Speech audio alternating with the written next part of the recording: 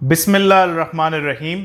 السلام علیکم دوستوں، پچھلی ویڈیو میں ہم نے شکر کے موضوع پر روشنی ڈالی تھی۔ ہم نے آپ کو بتایا تھا کہ اللہ نے تفاوت اور امتیاز جو دنیا میں رکھا ہے وہ ایک طریقے سے امتحان ہے۔ جو لوگ بغیر شکایت کیے اللہ کا محض شکر ادا کیے زندگی گزارتے ہیں وہ کامیاب ہو جاتے ہیں۔ اسلام دراصل اسی فلسفے کا نام ہے۔ آپ اللہ کے سامنے سر تسلیم خم کریں گے، آپ شکایت نہیں کریں گے اللہ کی قدرت اور فیصلوں پر۔ البتہ مشیت خداوندی کے پیچھے کیا مصلحت ہے اس کو ضرور دریافت کرنا چاہیے۔ جیسے کہ ہم نے پچھلی ویڈیو میں عرض کیا تھا، محرومیوں کو بھی اللہ کی طرف سے ایک انعام سمجھیے، فوائد ڈھونڈیے اپنی محرومیوں میں۔ جب انسان اللہ کی مشیت میں مصلحت ڈھونڈنے لگے وہ سرخرو ہو جاتا ہے، وہ مایوس نہیں ہوتا، وہ فلاح یاب ہوتا ہے۔ اس کے برعکس جو اللہ کے فیصلوں پر محض شک اور غصے کا اظہار کرتے ہیں وہ کبھی پر اطمینان اور سکون والی زندگی بسر نہیں کرتے، پھر چاہے وہ کتنی ہی دولت کیوں نہ سمیٹ لیں، چاہے وہ کتنے ہی طاقتور کیوں نہ ہو جائیں۔ یہی وجہ ہے کہ اللہ پاک نے جب حضرت آدم علیہ السلام کی خطا کو معاف کیا اور انہیں دنیا بھیجا تو فرمایا کہ میری ہدایت آئے گی تمہارے پاس اور تمہاری اگلی نسلوں کے پاس، اور پھر فرمایا فمن تبع ہدایا فلا خوف علیہم ولا هم يحزنون، کہ میری ہدایت کے تابع جو ہوگا اسے خوف ہوگا نہ رنج۔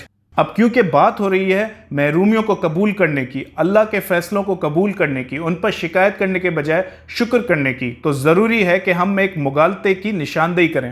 جو محرومیاں اللہ نے آپ کو پیدائشی طور پر دی ہیں انہیں تو آپ نے قبول کرنا ہی کرنا ہے، لیکن کچھ محرومیوں کو ہم غلط کھاتے میں ڈال دیتے ہیں۔ اس کی واضح مثال آپ کو ہماری پاکستانی قوم میں ملے گی۔ ہم دوسرے ملکوں کی ترقی دیکھیں گے اور اپنی محرومیوں پر روئیں گے۔ ہماری خواہش ہے کہ ہمیں صاف اور شفاف حکمران ملے، ہمارا نظام درست ہو، کسی کے ساتھ ناانصافی نہ ہو وغیرہ وغیرہ، لیکن کسی کو نظر نہیں آئے گا کہ اکثر برائیاں نہ نظام کی پیداوار ہیں اور نہ حکمرانوں کی۔ راستوں پر کچرا کون پھینکتا ہے؟ حکمران۔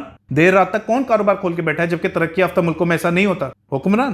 بازاری گفتگو میں گالیاں اور فحش گوئی حکمرانوں نے شامل کی۔ راستوں پر سگنل توڑنا، غلط جگہ گاڑی لے جانا، یہ سب کچھ حکمرانوں کی وجہ سے۔ وقت کی پابندی نہ رکھنا، مقررہ وقت کے بجائے 2-3 گھنٹے بعد پہنچنا، کیا حکمرانوں کا فعل ہے؟ اور کیا حکمرانوں کی برائیوں کی وجہ سے ہمیں آخرت میں چھوٹ مل جائے گی؟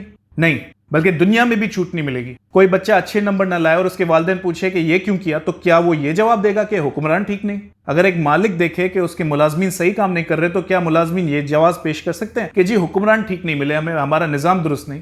حیرانی کی بات یہ ہے کہ جو لوگ ملک میں سہولیات کی عدم دستیابی پر روتے ہوئے آپ کو دکھائی دیں گے ان میں سے اکثر کے لیے گھٹکا خریدنا کوئی مشکل کام نہیں، تمباکو نوشی کوئی مشکل کام نہیں، نسوار خریدنا کوئی مشکل کام نہیں۔ وہی نوجوان جو ملک میں کم نوکریوں پر رونا روئیں گے وہ کبھی یہ نہیں دیکھیں گے کہ ترقی یافتہ ملکوں میں محض تعلیم حاصل کرنے کے لیے اسٹوڈنٹ لون لینا پڑتا ہے، جس کے لیے پھر وہاں طلبہ دوران تعلیم چھوٹی موٹی نوکریاں کر کے گزر بسر کر رہے ہوتے ہیں، ساتھ ساتھ جب تک نوکری نہیں ملتی کوئی عام ملازمت اختیار کرتے ہیں۔ یہاں الٹا اس کو حقارت سے دیکھا جاتا ہے، کہا جاتا ہے کہ جی ہم پڑھے لکھے اس لیے ہیں کہ کسی کے گھر جا کے اس کے فرش کو دھوئیں، کسی کا کھانا بنائیں، کسی ریسٹورینٹ میں ویٹر لگے، جبکہ جن ملکوں کی ترقی دیکھ کر ہم احساس کمتری کا شکار ہوتے ہیں وہاں اچھے بھلے لوگ ان نوکریوں سے اپنے آپ کو بہت جلد والدین کی معاشی محتاجی سے آزاد کر لیتے ہیں۔ اہم بات یہ ہے کہ ہمارے تو دین نے کسی کام کو چھوٹا نہیں سمجھا۔ خود رسول اللہ صلی اللہ علیہ وسلم اور ان کے کئی صحابہ کسی بھی کام کو اپنے لیے کمتر نہیں سمجھتے تھے، جبکہ ان کا رتبہ ہم سے کئی درجے افضل ہے۔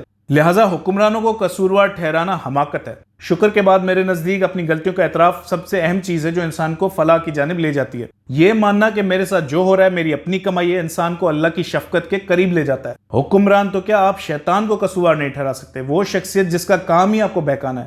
قرآن پاک میں درج ہے کہ روز آخرت شیطان کے یہ کلمات ہوں گے اپنے پیروکاروں کے لیے، وَمَا كَانَ لِي عَلَيْكُم مِّن سُلْطَانٍ إِلَّا أَن دَعَوْتُكُمْ فَاسْتَجَبْتُمْ لِي فَلَا تَلُومُونِي وَلُومُوا أَنفُسَكُمْ، کہ میرا تمہارے اوپر کوئی اختیار نہیں تھا سوائے اس کے کہ میں نے تمہیں دعوت دی جسے تم نے قبول کر لیا، لہٰذا اب مجھے ملامت کرنے کے بجائے اپنے آپ کو ملامت کرو۔ سورہ ابراہیم آیت 22۔ قرآن پاک میں بڑا واضح طور پر یہ کہا گیا ہے کہ انسان کی برائی اس کے نفس کی کمائی ہے۔ ما اصابک من حسنۃ فمن اللہ وما اصابک من سیئۃ فمن نفسک، کہ جو اچھائی تمہیں چھوئے وہ من اللہ ہے جبکہ جو برائی تمہیں چھوئے وہ تمہارے نفس کی جانب سے ہے۔ سورہ النساء آیت 79۔